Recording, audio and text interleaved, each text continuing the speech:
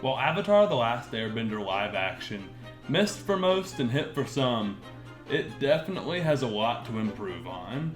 We're going to be talking about our likes for the show, our dislikes for the show, whether we think it well represents the original, and some of our hopes for the show getting better in Season 2. And we're going to be trying to determine whether this show was worth watching in general. Hello, and welcome to Television Tuesday, presented by Studio 24. My name's Kel McCall, to my left sits Garrett Farah, and today we are talking some Avatar. So, let's go ahead and go into some general thoughts. The show was created by Netflix, and the showrunner, Albert Kim, has stepped down from Season 1, so moving forward, the show will be getting a new showrunner.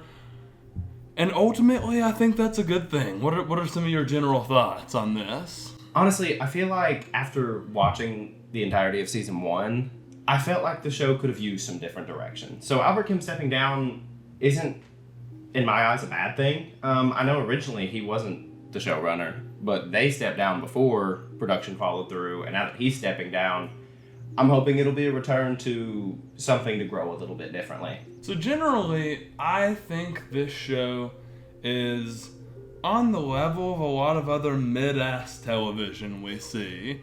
Yeah. I kind of compare it to like the Star Wars TV shows that have been coming out, the later Mandalorian, Book of Boba Fett. It's kind of got that look. They're shooting a lot of this in some of the same styles, like the XR technology, the volumes. There are a lot of projected backgrounds, and I think some of those show a lot of times.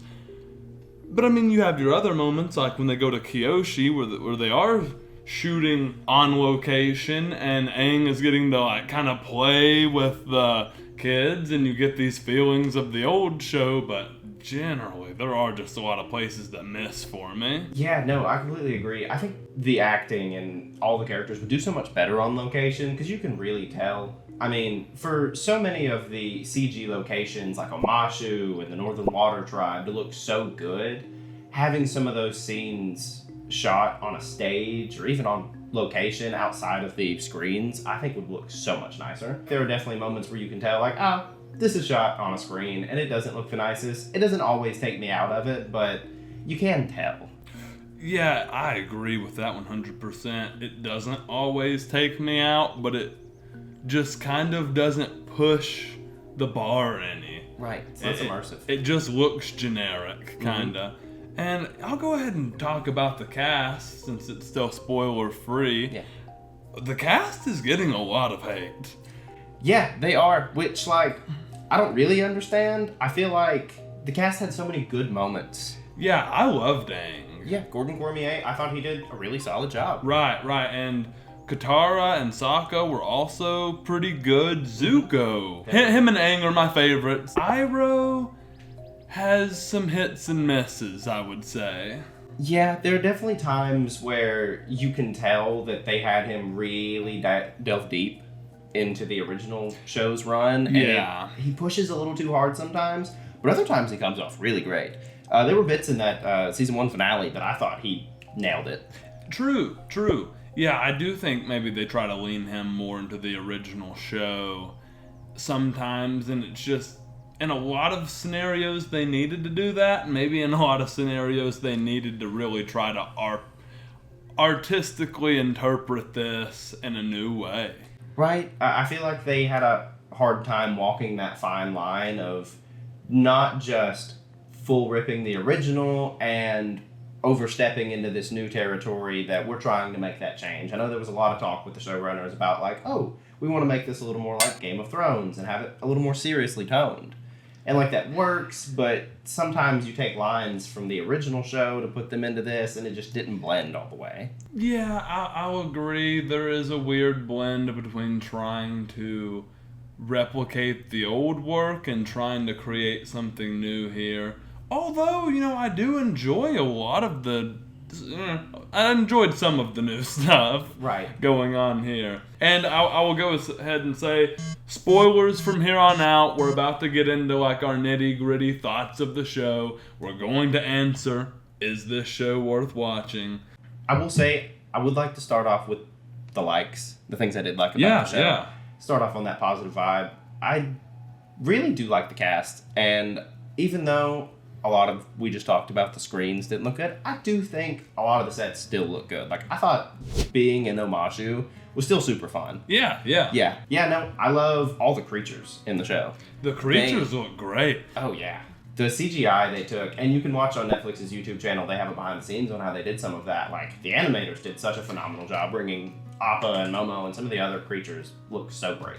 I will talk about one of the changes that I really liked that wasn't in the original show, and that's the backstory they've given to Zuko's crew that is kind of banished away from the Fire Nation with him, and he's given this backstory that he saved their lives, essentially. They were going to get sent into battle to die. Specifically, they were a distraction. They were all going to die. Fire Lord and the General, no one cared about these lives until Zuko was like, hey, these are our men you're sending to die. And the Fire Lord pretty much says, Agni Kai, these are your men that you're going to take across the world. Go find me the Avatar. Yeah, no. I loved that. Oh, it's such a great addition. In the original show, it's just like, everything that happened in Zuko's backstory and his father banished him, you're like, I don't know, he just picked up some crew, I guess. You get some artistic interpretation of them adding another layer to that story. So, ding ding, there's one of my, big likes. Yeah. And I'm thinking if they continue to take things in that direction, we're like, hey, we're going to tell the same story. We're just going to add more layers to it because we have longer episodes now.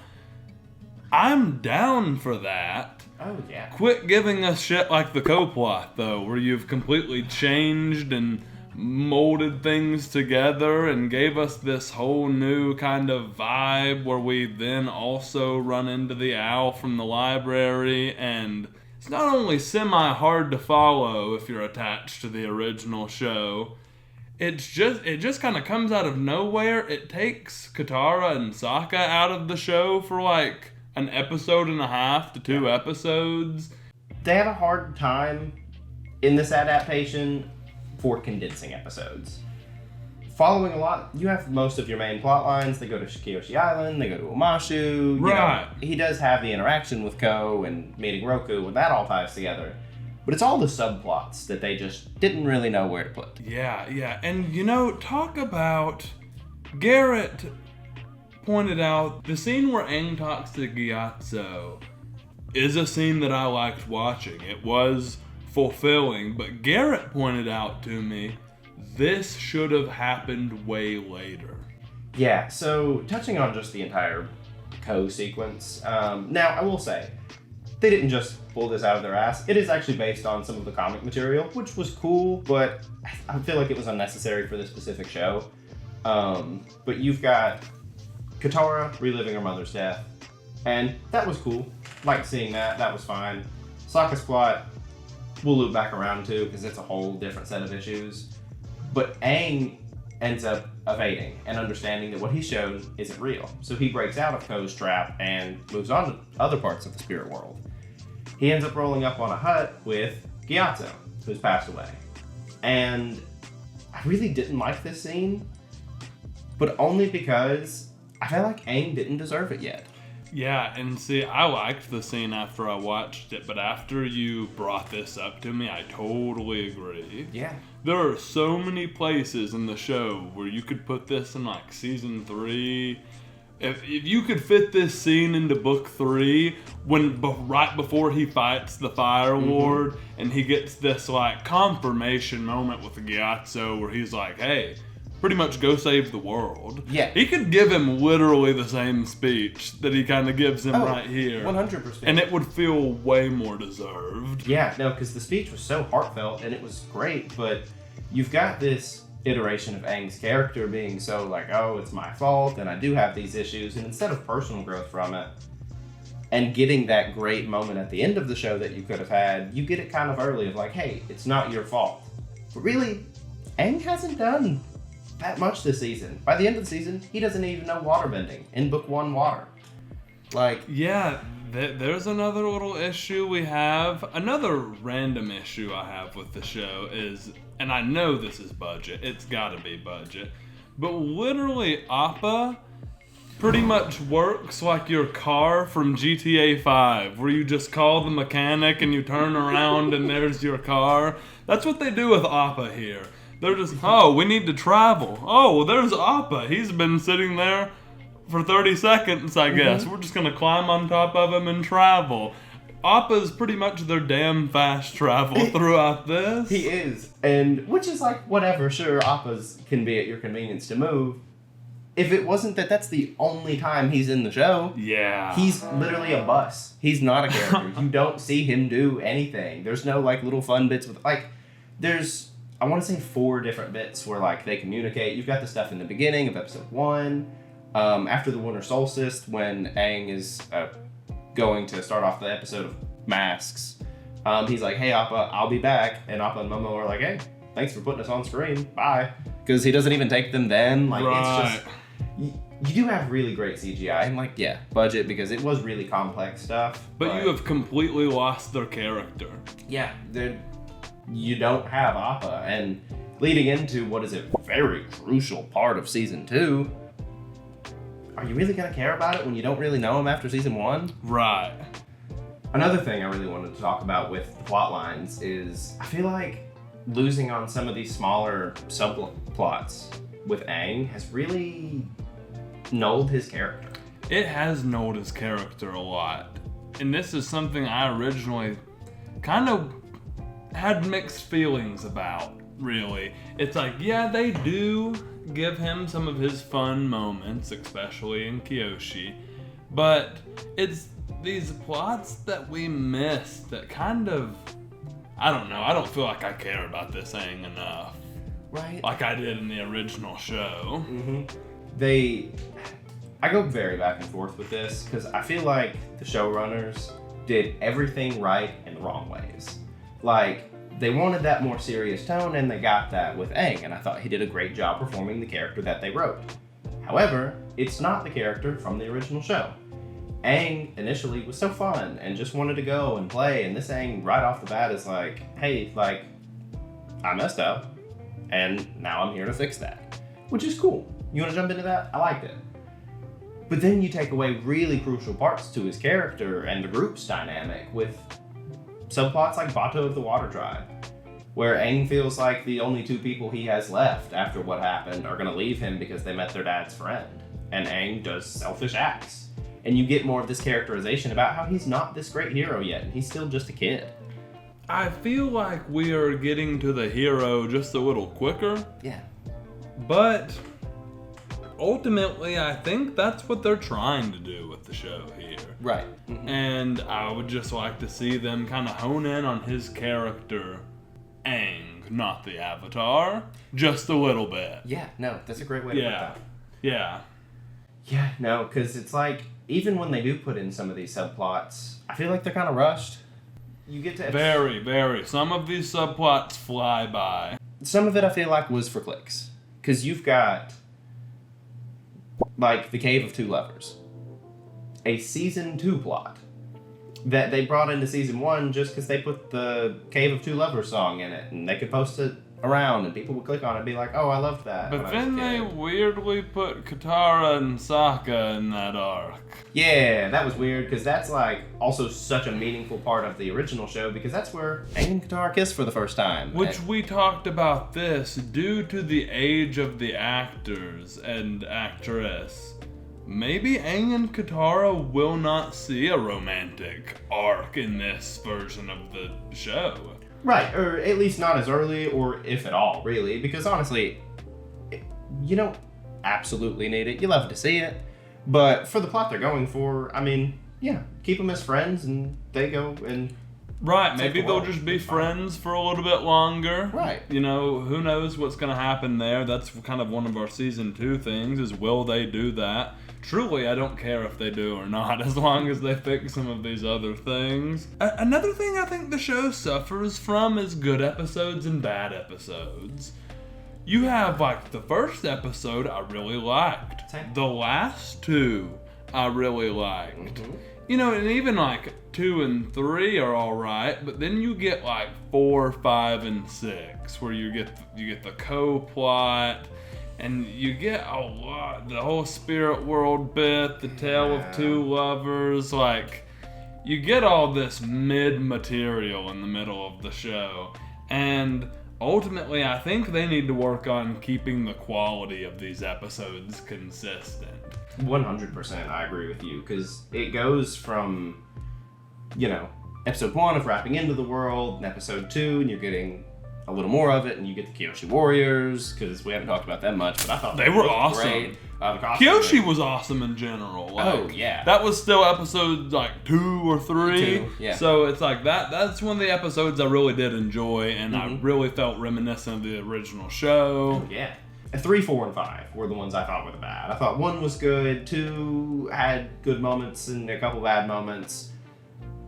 So did 6, and then 7 and 8 were good. Yeah. But 3 and 4, you get into Omashu. And Omashu originally is just like, hey, we get introduced to King Boomy, and we do some weird stuff with him. But now it's like, okay, we're at Omashu, and we're dealing with 4 separate plot lines. And now all of your characters aren't being able to interact with them. You've got bits like the plot with Jet, where Sokka and Aang don't really know Jet. He's just the guy that, Katara had some problem with him. And he's dealing with some of these other plots. But when Jet comes back, they're not going to have that same strife that they have with him in the original show.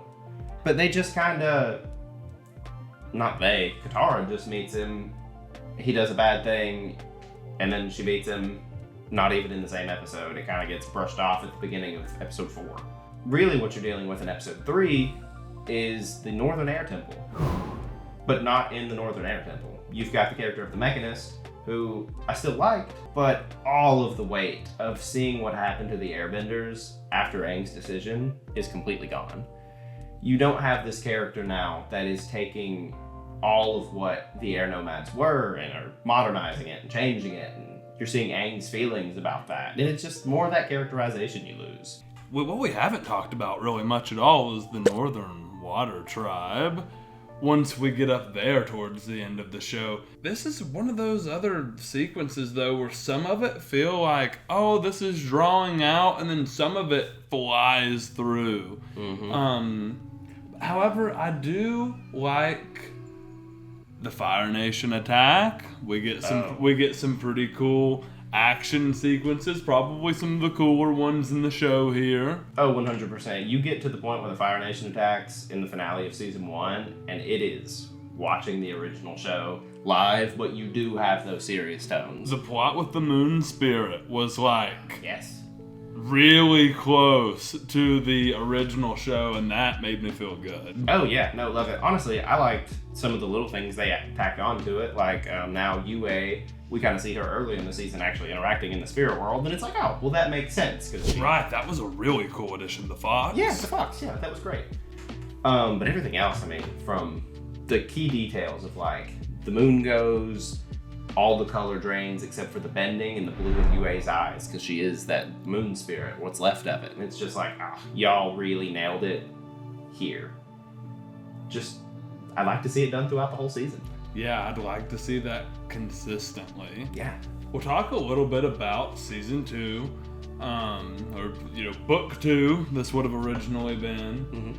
I think there's still a lot of promise. Even though we've kind of ragged on the show just a little bit, talked about some likes and dislikes, I still think this cast is capable. Yes. I wrote down in my notes, is the cast worthy? I think they are. Yeah. I think they could truly pull some of the more complex emotion of the original show that's going to come later on. I think they can pull it off. I have hope that the new showrunners are going to handle this with care and fix a lot of these pacing issues. Really, season 2 needs to tackle the issue of good and bad episodes. Yes, very, very much. If they can get a consistent, good quality coming out, that's, and I'm cool with making the small changes if they're gonna be, if they're gonna still represent the original thought. Yes. That was there. I'm extremely cool with it. If you want to expand on it because you have longer episodes now, please do. Just quit changing random shit. Right. Yeah, I think having the show go under new direction, with the right direction, will be leagues more promising. I think the cast has it in them, like you were saying. They can definitely push that out. I think a lot of their animation department's good too. Like, they don't need to really change any of that. Just push it in the right direction. Yeah, and I really am excited / nervous to see how they handle the library. The library episode scared the hell out of me when I was a kid. It was maybe the first thriller on TV I ever experienced. I have a childhood memory connection to it, and I think you could make that look awesome in live action. Oh yeah. Wan Shi-tong, who randomly popped up in the spirit world this season, already looked great. I thought he looked dope. He looked cool. I just don't know why he was there. Right. Are we gonna see him again? Right, because he's not supposed We've got to. Yeah, he's not supposed to be in the spirit world yet. He's at the library, which is set in the real world, whatever you want to call it. So this is weird. Yeah, it's odd that that's a thing, which, I mean, I guess... That's my biggest WTF of the season, probably. Yeah, probably same, because it's just like... or just that whole spirit world plot. They went down a weird route there to give a bunch of characters new stuff, like Sokka, and now his dad is, unappreciative of him, but there's a lot to fix with some of these little key details. But going into season 2, I feel like adding the character Toph will bring in some good dynamics that hopefully they can kind of seam in some of that. Yeah, and my only worry is that they already have a problem juggling characters, kinda. So I'm hoping maybe it's that they're broken into 3 right now, and once we get a 4th member, we'll be able to kind of bounce back and forth a little easier. Yeah, I think that could smooth it out a little bit more. Plus, I think we'll have maybe more things to cut between. Because Azula's loved Azula being in season 1. She wasn't originally, but now that she will be on, you'll get her popping up throughout the season. And you get the Fire Lord in season 1 too, which originally I wasn't as crazy about, but I don't know. You see him playing the character, and I'm like, man, this is really cool. The only thing I also wonder about here, and this is another season 2 or 3 thing, I don't know if they're making 4 seasons of this. Well, they've been currently renewed for seasons 2 and 3. I believe they're trying to do it in 3. Okay. I was unsure if every book was just getting a season or what was going down here. But there's the scene later on where Aang gets to the Fire Temple and the Fire Lord's not there. Yes. Because we've already... And it's just waiting on this reveal and it doesn't happen. But we've already seen the Fire Lord now, though. So I wonder how that's going to work. It's not as big of a, oh no, he wasn't there, because we're kind of following him at the moment. So we'll probably know where he is. Just some differences that I'm anxious to see. Yeah, no, for sure. I mean, I feel like when I was young, I was like, I have no idea what the Fire Lord even looks like, but he sounds terrifying.